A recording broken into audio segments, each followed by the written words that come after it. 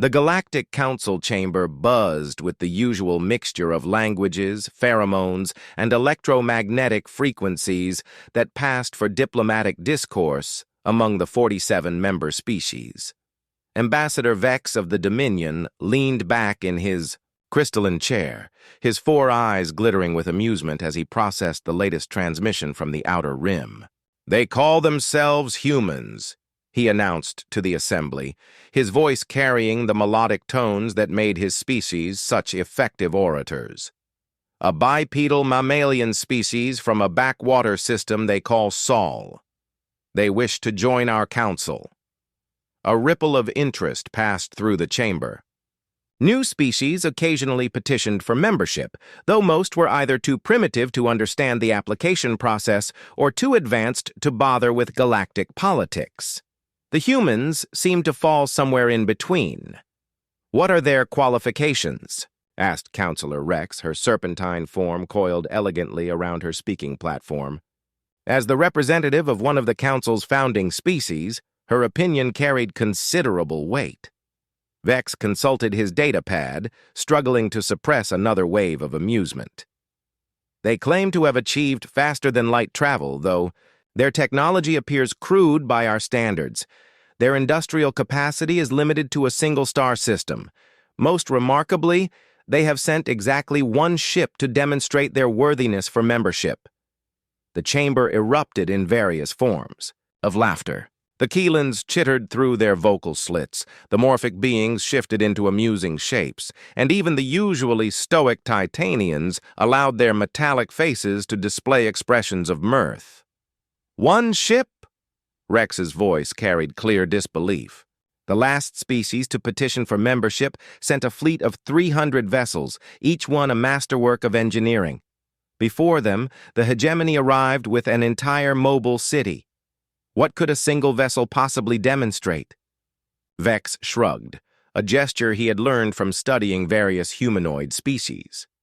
"They claim it will be sufficient. The vessel is called the Endurance, and they expect it to arrive within the next solar cycle." "Well," said Counselor Prime, "the artificial intelligence that served as the Council's record keeper, this should prove entertaining at least. Shall we prepare the standard evaluation protocols?" "Make it thorough," Rex decided. "If these humans are serious about membership, they need to understand the standards we maintain. Send the test fleet to intercept them at the system boundary. If their single ship can survive our evaluation, perhaps they deserve consideration."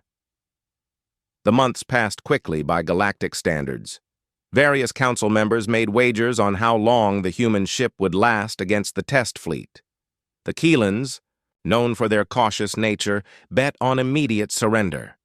The aggressive berserker clans predicted a glorious but brief battle. Only a few species, mostly those with recent experience of underestimated opponents, reserved judgment.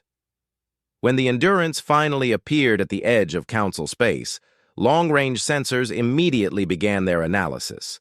The ship was massive, by human standards, but seemed modest compared to the great vessels of the major galactic powers. Its hull appeared to be constructed from primitive metals, and its energy signature suggested a fusion-based propulsion system that most Council species had abandoned centuries ago.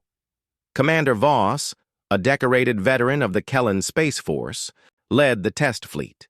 He commanded a squadron of 12 advanced cruisers, each one capable of reducing a small moon to debris.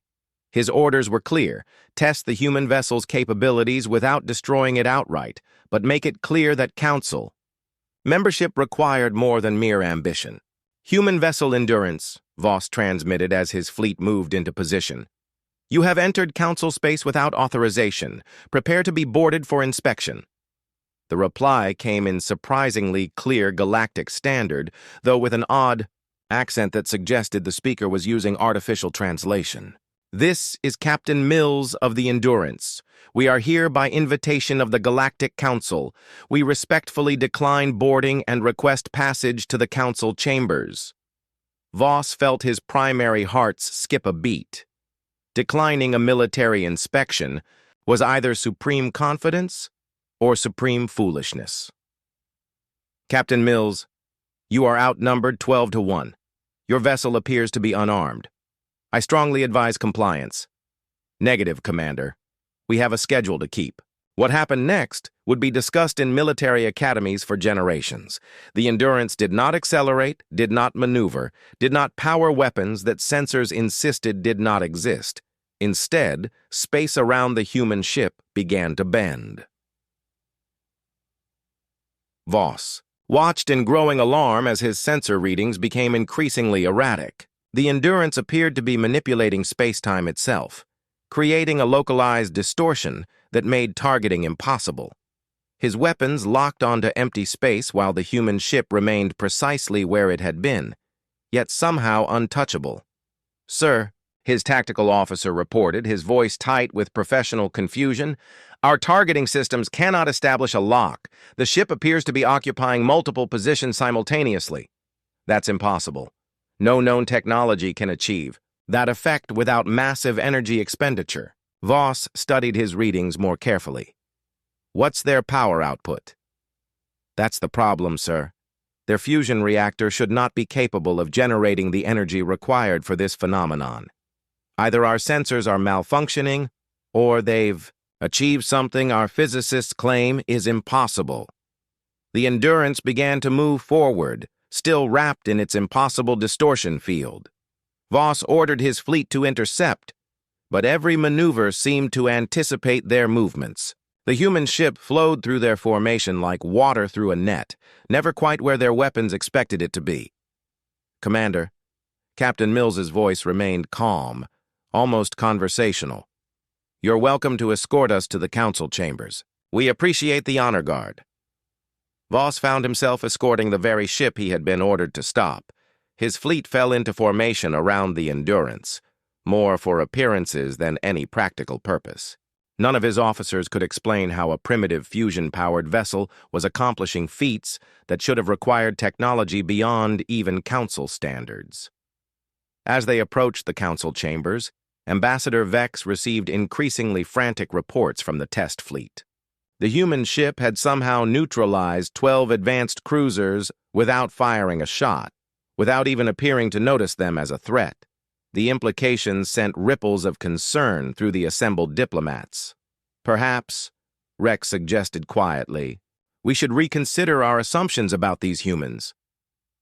The Endurance docked at the council station with the same impossible grace it had displayed throughout its journey.